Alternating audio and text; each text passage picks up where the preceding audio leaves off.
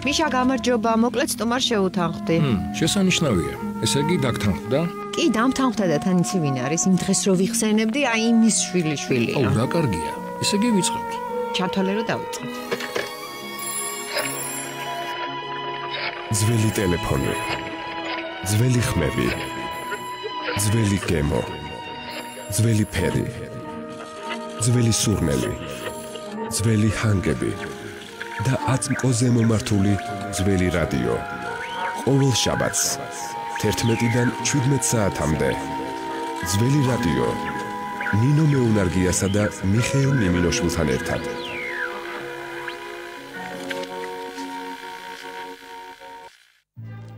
ღია ეთერში დაგიბრუნდით მიშა და ნინო ძველი რადიო ძალიან საინტერესო სტუმართან ერთად ირაკლი ნადარეიშვილის პოეზია და პროზა მოგესალმებით ბატონო ირაკლი მადლობა რომ ჩვენთან ერთად მე რეგალია საქართველოს მწერალთა შემოქმედებითი კავშირის წევრი სამართლის დოქტორი ასოცირებული პროფესორი კი ბატონო და არაჩვეულებრივი კრებულის არაერთი კრებულის ავტორი კი ბატონო, სამი კრებულის ავტორი და მეოთხე უნდა გამოიცეს და მინდა ვთქვა, რომ მე აი სულ ცოტა ხნის წინ ვეზიარე თქვენს პოეზიას, ჩემთვის აღმოჩენა იყო. რატომღაც ახლა მოხდა ეს, თუმცა ჯობს გვიან ვიდრე არასდროსო და მართლაც არაჩვეულებრივი ლექსებია და როდესაც აი ხა თქვენი ლეგალიები აღნიშნა მიშამ და თან ძალიან საინტერესო პროფესიის წარმომადგენელი ხართ, ანუ თავისი შემოქმედება ადამიანს სხვადასხვა კუთხით დაგანახებს, ხო? და თქვენ დაგინახეთ რაღაცა სულ სხვა კუთხით, სულ სხვა თვალით, ძალიან ესეთი შეიძლება ითქვას, თან რომანტიული ადამიანი, პატრიოტი უპირველეს ყოვლისა, რა თქმა უნდა, და თქვენი პოეზია, ნუ ამის დასტურია და არა მარტო პოეზია, რა თქმა უნდა, მაგრამ დღეს საუბრობთ უშუალოდ პოეზიაზე. ნებგვარი სტერეოტიპის არსებობს ესეთი, რომ აი ამ სფეროს მუშაკები ხო, რატომღაც აი უფრო იურისტი ბრძანდებით თუ ესეთი ხისტი, რაღაცნაირად ძალიან მკაცრი, ხო, რაციონალური, კი, არა, ძალიან მოკლე პასუხები და ამ დროს ესეთი შესანიშნავი ლექსები. აი ესეთი სამყაროთი, შინაგანი სამყაროთი. ძალიან საინტერესოა მართლა, აი ორი თავსებადობა როგორ ხდება, აი ანუ ერთი პიროვნება ამ დროს. შესანიშნავი თავის პროფესიაში და არაჩვეულებრივი თავის თავსებადობა, ხო, ამ პროფესიას ერთმანეთში თავსებადობა თუ პროფესიულ დონეზე ავიღებ ცოტა უჭირს. მაგრამ სამყარო დაყოფილია დღე და ღამედ. დღე შეიძლება იმუშაო შენი პროფესიით, ხოლო ღამე დაუთმო უშუალოდ შენს ჰობს, გადაცემას, სულ მდგომარეობის გადმოცემას და ასე შემდეგ, ასე რომ ძირითადი ნაწარმოებები იქმნება უფრო ღამის საათებში.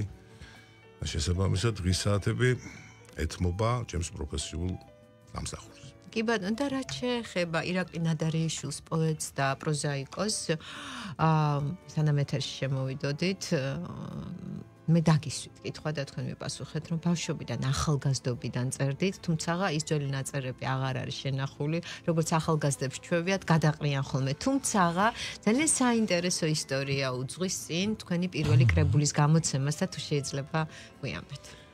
კი ბატონო, ალბათ როგორც ყველა, პირველ რიგში ჩემთვის მე პოეტს არ უწოდებ, ეს მეტად საპასუხისმგებლო თქვენ აღნიშნეთ ლექს, ხოლოდ დრო და მკითხველი მკითხველმა შეიძლება ეს გიწოდოს. უბრალოდ წერ იმას, რასაც გრძნობ, იმ მომენტში რა ემოციაც მაქვს, რა შტაბესტილების ქვეშაც ვარ და ასე.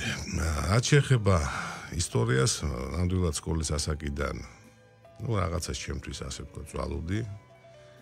ასევე სტუდენტობის პერიოდში, თუმცა თითქმის არც ერთი მაშინდელი ნაწარმოები შენახული არ არის. რატომღაც, მაშინ არ ითვლებოდა, ასე ვთქვათ, ეს დარს ვთვლიდი თავს, რომ ბავშვად რამე უნდა შემენახა. შემდეგ მოხდა ისე, რომ ერთ-ერთ საეკლესიო დღესასწაულზე გადავწყვიტეთ სახლის კურთხევა და ჩემთან სტუმრად მოხდა არც განსვენებული მეუფე თადეოზი, რომელიც თავად იყო შესანიშნავი პოეტი, გარდა იმისა, რომ მეუფე გახლდათ და მეგობრებმა, ასე ვთქვათ, სუფრის, როგორც ხდება შემდეგ, სუფრის ცვლილობისას მამხილეს ამ კუთხით, კარგი გაგებით და იმ პერიოდისთვის 3-4 ლექსი მქონდა შენახული და მეუფის დაჟინებული თხოვნით გადავეცი მას და მას შემდეგ რაც გაეცნო, იქვე ასე ვთქვათ ამ ტრაპეზზე თხოვა რომ აღარ გადამეყარა და როდესაც დაგროვდებოდა საკმაურისი რაოდენობა გამოსაცემად აუცილებლად უნდა თხოვნა არ იყო ეს ფაქტიურად იყო მოთხოვნა. პირობა ჩამოგართვა შეიძლება. ხო, დაახლოებით ასე იყო პირობა ჩამომართვა, თუმცა ეს პირობა მე მაშინვე ვერ შევასრულე, კიდევ რამდენიმე წელი გავიდა და დაახლოებით 10 წელი გავიდა.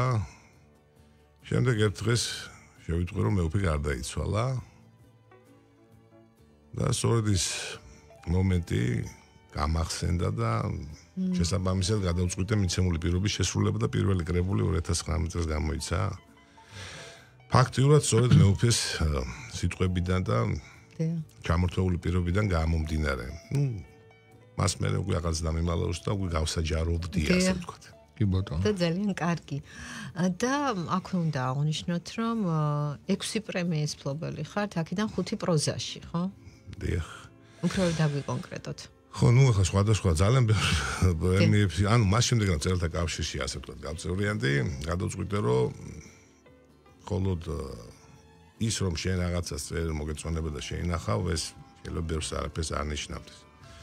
ნუ მაშინ არც სოციალურ სივრცეში არ იტვირთებოდა ასე ვთქვათ ეს ლექსები, გარკვეული ბარიერს, გარკვეულ კომპლექსს და სტერეოტიპს მაინც ქმნიდა ჩემი პროფესია. და შემდეგ მივიღე გადაწყვეტილება რომ რამოდენიმე ლიტერატურულ კონკურსში მომესინჯა ასე ვთქვათ ძალები და უფრო საკუთარი თავის გამოცდა იყო და ნუ მოხდა ისე რომ დავიწყე პროზის გადაგზავნით მათ შორის წერილთა კავშირის მიერ გამოქვეყნებულ გამოცხადებულ კონკურსში ვარჯემა ლაჯიაშვილის დავით აღმაშენებლის რევაზ ინანიშვილის პრემია ივერის ლაურეატები და ხო, პოეზიაში რატომღაც მხოლოდ ერთი პრემია მაქვს და ერთი პრემიის მუხამად ჯავარიანის პოეტური მინიატურების ფინალისტი ვარ. ასაც ქვია ლაურეატი, თითქოს მაინც პროზაში მაქვს მიღებული ეს ლიტერატურული პრემიები. კი ბატონო, თუმცა რაც შეეხება პოეზიას და თქვენის ნებართვით, მე რო წავიკითხო ეს ლექსი იები და ასე მგონია რომ ჩემი ლექსია უნდა ვიჩუქო თქვენის ნებართვით თუ შეიძლება. არაერთხელ გითხოვს ნინო ბუდის ჩაგეჭრები, არაერთხელ გითხოვს რომ როდესაც სასიამოვნოდ მიდის ლექსი შენამდე სასიამოვნოდ ხდება სასიამოვნოდ და გონია რომ შენი დაწერილია და აი თქვენ ამბობთ რომ ლექს მწერე პოეტი არ მაგრამ ნამდვილად ამაში არ დაგეთანხმებით, იმიტომ რომ თქვენი ლექსები ლექსების გადავალე თვალი ნამდვილად მეგონა რომ ჩემი დაწერილია ძალიან ბევრი პოეტი და თან არაჩვეულებრივი პოეტი. ამას ნამდვილად გულწრფელად წავიკითხავ თქვენის ნებართვით. იებს ნუ შემიცვლით სათფურის ვარდებით. სულ სხვა იერი აქვს ბუჩქის ძირს ამოსულს. სულ სხვა სინაზე და სულ სხვა სისპეტაკეს, სულ სხვა სურნელი აქვს მიწიდან გარდმოსულს. განა რა ედრება იებზე დილის ნამს ამ ლურჯი ხავერდის თვალების ნათებას გასაფხულს მერცხლები უხდება ზეცაში მიწაზე მინდვრების ის ფრათ ანთება იები ქალწულებ რკტემით და დარცხვენით ბუნების პირმშო და სიცოცხლის თვალია გრძნობების პირველად გამხელის მაცნე და სწორედ ის გოგოა ახლა რომ ქალია იები პირველი მიყვარს დამხლები იები უსახსრო ყმაწვილთა ტალკვესი იების კონებით ვინ მოთვლის რამდენი ღამეა ნათევი და ლექსი ნაკვესი იებს ვერ შეგიცვლით სათფურის ვარდები იებთან ყოველი ყვავილი ხუნდება იები წმინდა როგორც ის გრძნობები იებთან ერთად რომ ბავშვობად ბრუნდება ბრავო, საოცარი ლექსია, მართლაც და აი, მიშამ თქვა რომ გულამდე რომ მოდის ესე იგი იმ პოეზიას ნაზიარები ხართ. და რაც შეეხება ნახეთ თქვენს პოეზიას, ლირიკა, ასევე პატრიოტიზმი, ანუ ეს ყველაფერი დუხს თქვენში რაღა თქმა უნდა, ხო? იმიტომ რომ როგორც ამბობენ, ხო, როდესაც ლექსი იწერება, ეს არის სულის გამოძახი. ხო რაღაც შინაგანი მოთხოვნილება ჩდება მაგრამ აი ამ სამ კრებულშია ჩაქსოვილი ეს ყველაფერი და ვემზადებით მეოთხე კრებულისთვის ხო აუცილებლად პრეზენტაციას დავესწრებით კი პრეზენტაცია ალბათ შედგება მაისში ჩანიშნულია და იმედია მოესწრება იქამდე კი ბატონო მე და ნინა ყოველთვის აღნიშნავთ ხოლმე რომ ერთი როდესაც ჩვენ ვკითხულობთ ამ მსახიობი კითხულობს, მაგრამ ავტორის წაკითხული მისივე ლექსი სხვა ინტონაციით ჟღერს ხოლმე და უფრო გულწრფელია და უფრო მისეულია. თქვენს ხომ არ დაგვიკითხავდით. სიამოვნებით. მე შევარჩიე რამოდენიმე ლექსი, რომელსაც ასე ვთქვათ სოციალურ ქსელებში ყველაზე ბევრი გადაზიარება და მოწონება აქვს. უნდა ამის მიხედვით. ერთ-ერთი მათგანი არის ქართველი და ებრაელი ერების მეგობრობაზე, ლექსი ქვია შალომ. მაშინ, როცა მიწა წყალი ყველგან ოხრად ეყარა, შენ აღთქმული მიწა გერგო, მე წილხვედრი ქვეყანა. ბევრჯერ ჩვენი წმენის გამო ტანჯვაცა შემოგვეყარა, შენ გოდების კედელი გაქვს, მე გოდების ქვეყანა. ერთნაირი ბედიღბალით, ერთნაირი ტკივილით, სალამს გეტყვი და შენს შალომს შემაგებებ ღიმილით. გვდევნიდნენ და სარგებლობდნენ მუდამ ჩვენი სიმცირით გაუძელით. გადავრჩით და დღესაც ლაღა და ვიცინი და გამიყავი ერთდროს მაცა მეც მოგართვი ხმიადი.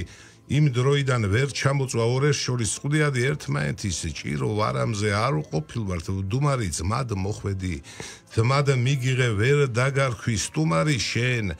შენს დავითს ადიდებდი მე ჩემს დავითს ვაქებდი. შენ შვილს ცოტნეს ეძახოდი მე სოლომონს ვარქმევდი დაგენაცვლეს მიზახოდი. შემოგევლეს ეგეძახდი ქართველ ებრაელად გცნობდი და სხვა დღემდე ვერ გახდი ბევრჯერ. ჩვენი ძმობის გამო ტანჯვაც შემოგვეყარა, შენ გოდების კედელი გაქვს, მე გოდების ქვეყანა. ერთმანეთის გვადებს ვალად სიყვარულის ბეგარა. შენ აღთქმული მიწა გერგო, მე წილხვედრი ქვეყანა. ბრავო, მართლაც. საოცარია კი და მიშა აბსოლუტურად გეთანხმები, როცა ავტორი მომწონს ჩვენი გადაცემის ფორმატი, რომ აი ადამიანის სულ სხვა ფორმით წარმოჩდება ხოლმე. ეხლა ყველა გიცნობთ თქვენი პროფესიიდან გამომდინარე და დღეს აბსოლუტურად სხვა ირაკლი ნადარეშვილია ჩვენი მსმენელის წინაშე. აი ეს მართლა ძალიან კი ბატონო მიშა და აი შენ თქვი ახლა სხვა ირაკლი ნადარეშვილიო და როდესაც აი ამას გეუბნებიან, ეთანხმებით თუ არა აი ამ ფრაზას? ნაწილობრივ. ანუ ეთანხმებით თუ არა იმაში, რომ ჩვენში ზოგადად ადამიანებში, არ ვიცი, შეიძლება ორი, შეიძლება რამდენიმე ადამიანი ცხოვრობს და შესაძლებელია თუ არა ეს რამდენიმე ადამიანი ჰარმონიაში იყოს ერთმანეთთან. ჰარმონიაში თუ არა ეს ორი და მეტი მე, ამ კრებულსაც მე მესვია სხვათა. სწორედ საკუთარ თავთან ბრძოლის ამსახველი ყდის დიზაინით არის თეთრი და შავით შექმნილი. თუ ორი ან მეტი ადამიანი ერთ ადამიანში იყრის თავს, მათ შორის აუცილებლად ხდება კონფლიქტი. დიახ. და თუ ამ ორმა და მეტმა ჰარმონიას მიაღწიეს, მაშინ ორი და მეტი ვეღარ იქნება. ისე გაერთიანდება და ერთი იქნება. ამდენად ალბათ მაინც კონფლიქტური ორი და მეტი ადამიანის ასე ვთქვათ ურთიერთ ჭიდილის შედეგად იქნება ის ნაწარმოებები, რომლებიც წინ გიდევთ ახლა. კი ბატონო და მაინტერესებს. ორი უცნაური პასუხი ყო. დამაფიქრებელი კი. კი ბატონო და მე მაინც ჰარმონიას მოველოდი. მართლა რო გითხრათ. კი ბატონო, მაგრამ ეს ცხოვრება ზოგადად კი, ამიტომაც იქნება ესეთი, კი. ზოგადად ბედნიერების დროს, ჰარმონიის დროს ნაკლებად იქნება. კი, სხვადასხვა ხშირად ეს ძალიან დიდი სიხარული უნდა იყოს. ყველა პოეტი ამბობს ამას, რომ ანუ ქარიშხალის და რაღაცა დიდი ტკივილი არა უბრალოდ, აი რაღაცა დიდი ქარიშხალის. არის შვება პოეზია თქვენთვის. თქვენი პოეზია. თავშესაფარია. კი ბატონო. თავშესაფარი. კი ბატონო და ეს თავშესაფარი ალბათ ყველა ადამიანს სჭირდება. ალბათ. ალბათ ზოგი რაში პოულობს, ზოგი რაში ზოგს ჰობი აქვს სხვადასხვა. ამ შემთხვევაში, ჩემ შემთხვევაში ეს არ არის ჰობი, ასე ვთქვათ. ცოტა მეტი. კი, რა თქმა უნდა, ეს არ არის ჰობი. და სტუდიაში შემოსვლამდე კითხეთ და განმეორდები, პოეზია ეხმარება თქვენ პროფესიას, თქვენი პროფესია ეხმარება ავსებენ ერთმანეთს. ვერ შევჯერდებით მაგ პასუხზე, ეს აბსოლუტურად ორი სხვადასხვა რაღაცაა. იქ სადაც სამსახურეობრივი პროფესია ქვია და სამსახურებრივი პოლიტიკური საქმიანობა, ის ვერ დაემთხვევა პროფესია, ყოველ შემთხვევაში პოეზიას. თუმცა პოეზია მეხმარება რომ იმ პროფესიაში შევინარჩუნო ადამიანური ნიშან-თვისებები. საოცარი პასუხია კი. და შესაბამისად თქვენ რომ ახსენეთ სიხისტეს არბილებს გარკვეულწილად. კი, მართლაც საოცარი პასუხი. ბატონო ირაკლი, სიამოვნებით მოვისმენთ კიდევ ერთ ლექს თქვენ საკითხულს. ხო, ახან მე ასე ვთქვათ, პატრიოტული ლირიკას. კი ბატონო, კი. წარმოგიდგენთ, თქვენ შეგიძლიათ სასიყვარულო საცფიალო ლირიკა წაეკითხოთ. ხალებს უხდება სასიყვარულო. დედა დედოფალი ეს კეთევან წამებულზე იქნა შექმნილი ეს ლექსი. და სხვათა შორის კეთევან წამებულის საზოგადოება არსებობს ასეთი და ნაწილობრივ მათი თხოვნითაც მოხდა ამ ლექსის შექმნა.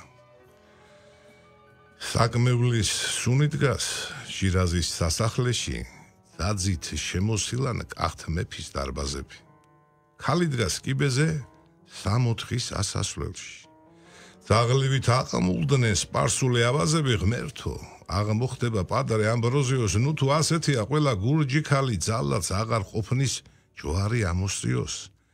ჯალაც უღიმოდა დედა დედოფალი გულზე შემოხიეს წმინდა საღამური მუელვარე შანთი მკერძი აშიშხინდა შვილო დაიძახებს ბაგე დაღარული თითქოს ჯალათიც კი წამით გაირინდა შემდეგ მოიარა შანთმა კიდურები ჯვარმა გაიბწყინა ქეთევანის ყელზე ღმერთო გადმოხედე საით იყურები ქალი კლავ შენ გიხმობს ლურსმნის სარეცელზე თითქოს ირანისცა თავზე ჩამოექცათ თითქოს მათ დაშანთეს გულიცა და თვალიც აქეთ პილიგრიმნი მოთქმით გოდებდნენ და იქით ქვითინებდა იმამ ყულიხანი პადრე ამბროზიოს ფიქრი აფეთებდა ან ვის შეადაროს ან ვის დაატოლოს დედა დედოფალი უფალს ავედრებდა თავის თელავსა და მუხრან საბატონოს კრუჩხვა მაიტანა ისპაჰანის ლომი ქალი ვერ დაზალა მის და სასახელოდ თუკი ღმერთთან ქონდა ქალის სახით ომი როგორ დაეწალა მთელი საქართველო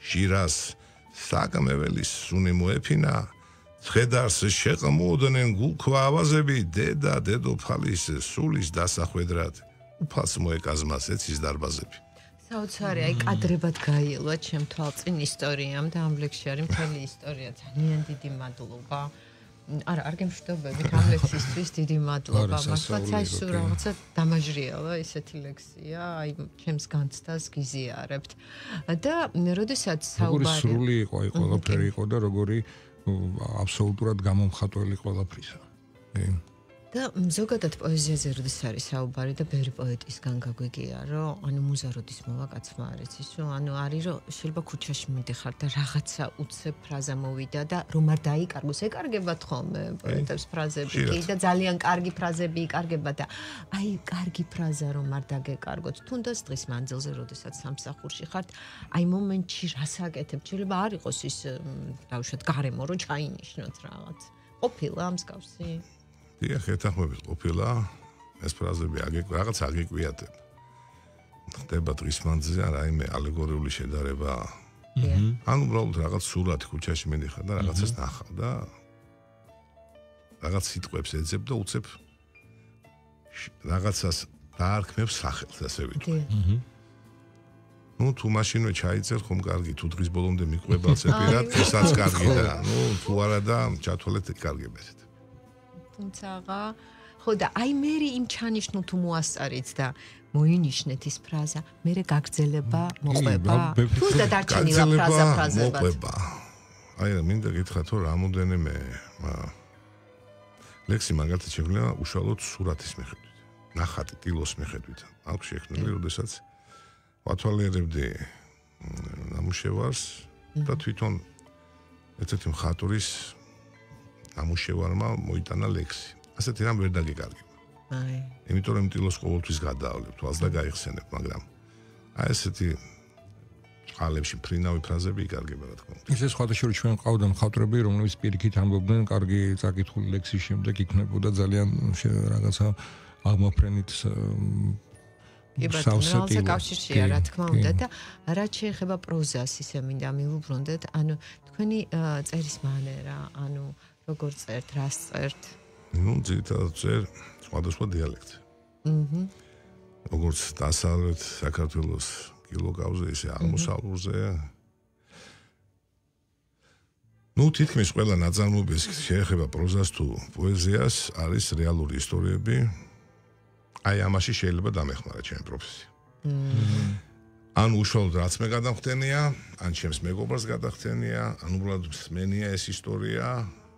დიდი რაოდენობა, ან დიდი წილი ამ ნაწარმოებებისა, კიდე პროზაში, კიდე პოეზიაში, სწორედ იმ ემოციების შესაბამისად არის შექმნილი, რომელიც რეალური ისტორიებიდან მომდინარეობს. არის გარკვეული მცირე პროცენტი, რომელიც ფანტაზიის ნამუხია. საფრთხეულ ლირიკაში მაგალითად, მაგრამ ძირითადად მაინც თავს გადახდენილი მოსმენელი ნანახი გაგონილი. რეალური ისტორიები. რეალური ისტორიები განსაკუთრებით პროზაში. ფაქტობრივად ცოცხალი სახეებია გმირები. მათ შორის პროზის მოთხრობების მთავარი გმირები დღესაც ჩემს ირგვლივ არიან. ძალიან კარგი და მეოთხე კრებულს რაც შეეხება, ანუ ეს იქნება პოეზია თუ პროზა? ორივე. ერთად. ხო, რატომღაც ასე გადავწყვიტე, რომ კრებულების გამოცემის დროს არ დამეყო.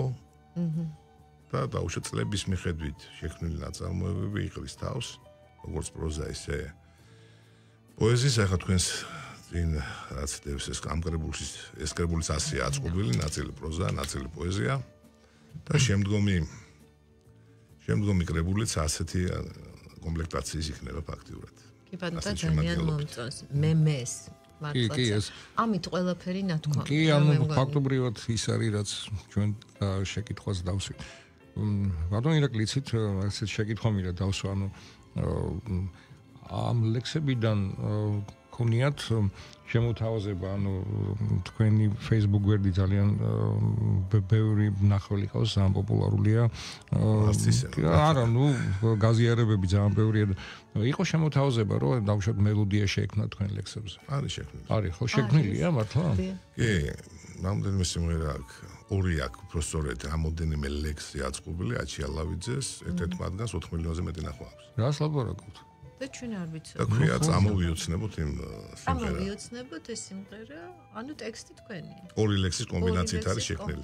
ორი ლექსის საოცარია კი. მე დიდია ჩემაკრო ბატონ ირაკლის არაჩვეულებრივი ხმა აქვს და მუსიკალური მონაცემებიც ექნება. სავარაუდოდ.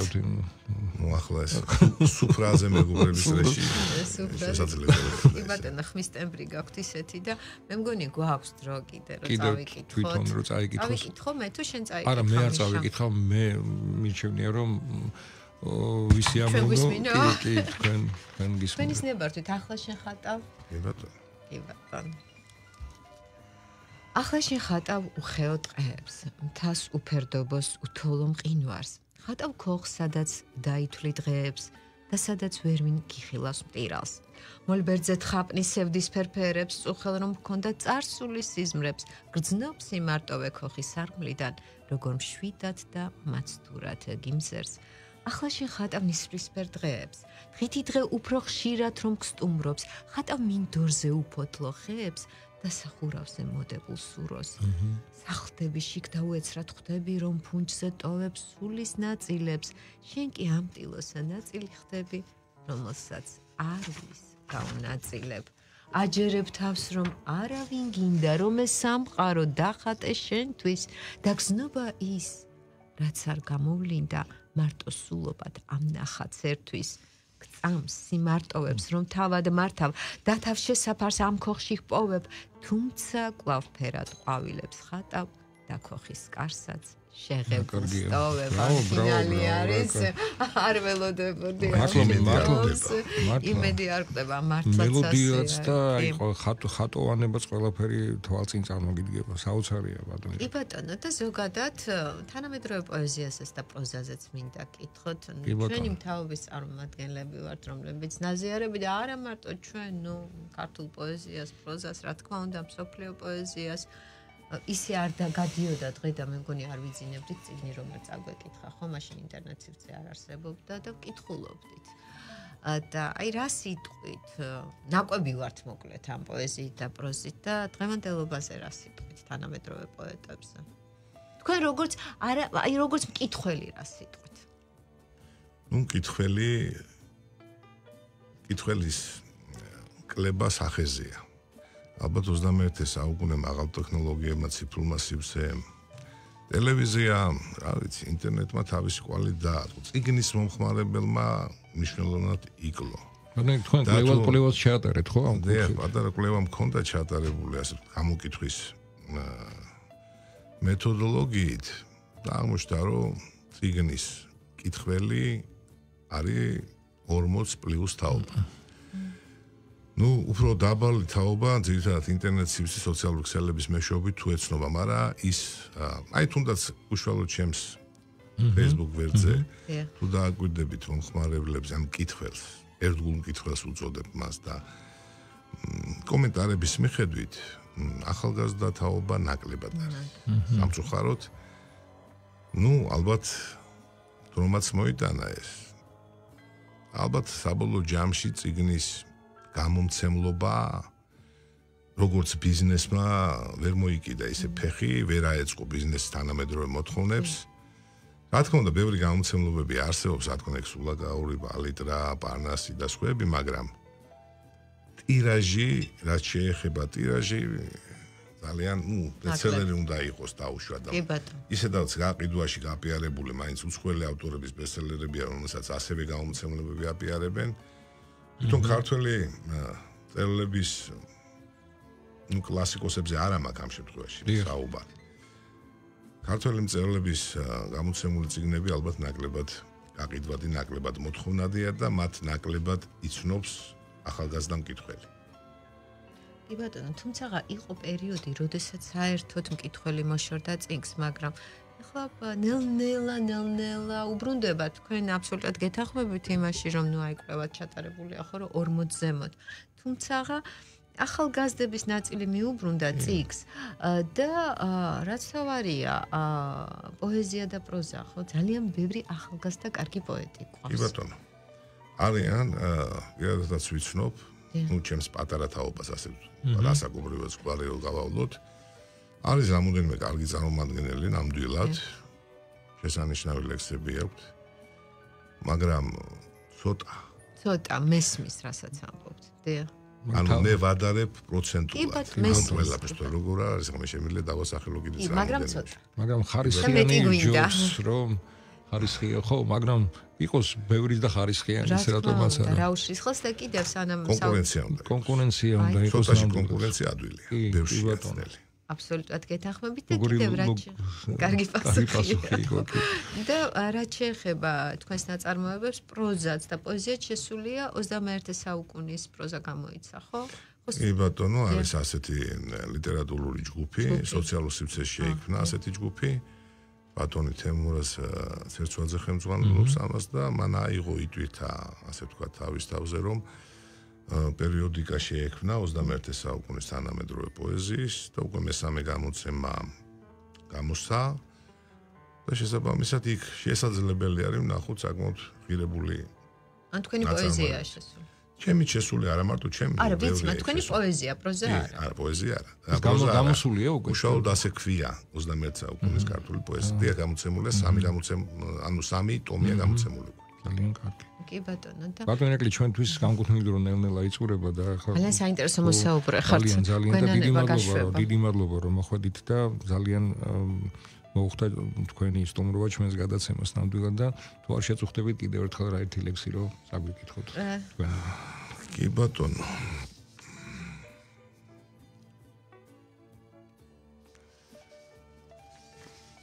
მაშინ სათვალე კი დავასრულე.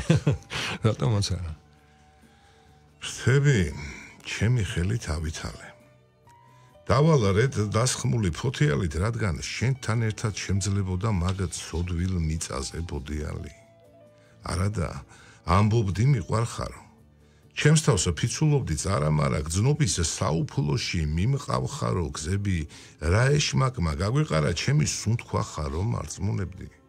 მუდამ სიახლოვეს ტრიალებდი, ყველა სამალავში მენახულობდი, მერე ჩემს კლავებში ფრთხიალებდი, ხოდა განა ყველა ზღაპა რიგავს, მხოლოდ კეთილი აქვს დასასრული, ზოგჯერ გმირს მიჯნური რაშით მიყავს, ზოგჯერ გმირი რჩება დაშაშრული, მე ზღაპარში დავრჩი, შენ მის მიღმა. ჩემგან რეალობას შეხიზნული გიმზერ ორაზროვნად გიღიმი ვარ შენგან ერთაზროვნად შერისხული ახლა ჩვენ ორ შორის კედელია გატეხილი ფიცით ნაშენები შენსგან რეალიზმის გრიგალია ჩემსკენ ოცნებების ნარჩენები ერთდროს ჩვენ სიყვარულს იფიცებდი მე შეცნობილ ტყუილს ვიგუებდი ვიცი რომ ვერაფრით იფიქრებდი მე თუ თავს საშენოდ ვიტყუებდი კმარა შემინდვია ჩემო თავო კტანჯე იარების მოკერებით ხოდა ხვალ დილიდან დავკავდები ფრთების ისევ მხრებზე მოკერებით საოცარი მართლა ბრავო ძალიან კარგი და მადლობა თქვენ მოწვევისთვის არ მინდა რომ რამე უთქმელი დაგვრჩეს თუმცა ბევრი რამ არის უთქმელი მით უმეტეს როდესაც პოეზიაზეა საუბარი და ბოლოს რას გვეტყვით და როგორ ნახვამდის გვეტყვით რა თქმა უნდა არ დაგვემშვიდობებით დამშვიდობებით არ დაგემშვიდობებით და უფრო სულს გამოვხატავდი და ვისურვებ და გისურვებდით რომ ამ ხის საგონ კაცრ და რეალიზმის გრიგალში მიმავალ საუკუნეში რაც შეიძლება მეტი რომანტიზმი, რაც შეიძლება მეტი პოეზია, მეტი სულიერი საზდო მიგეწოდებინოთ თქვენი მკითხველისათვის, თქვენი მსმენელისათვის, თქვენი მაყურებლისათვის და იმ ახალგაზრდა თაობისათვის, რომელიც არის ამ ქვეყნის მომავალი და ლიტერატურის გარეშე ალბათ გაუჭირდებათ ღირსეული მომავლის შექმნა. ძალიან დიდი მადლობა და ვერაფერს ვეღარ დავამატებ. უღრმესი მადლობა ირაკლი სადღეგრძელოსავით იყო ნათქვამი ნამდვილად და ირაკლი ნადარიშვილი იყო ჩვენი სტუმარი. ასე რომ დროებით არ გემშვიდობებით, მალე დაგიბრუნდებით. უღრმესი მადლობა. დიდი მადლობა.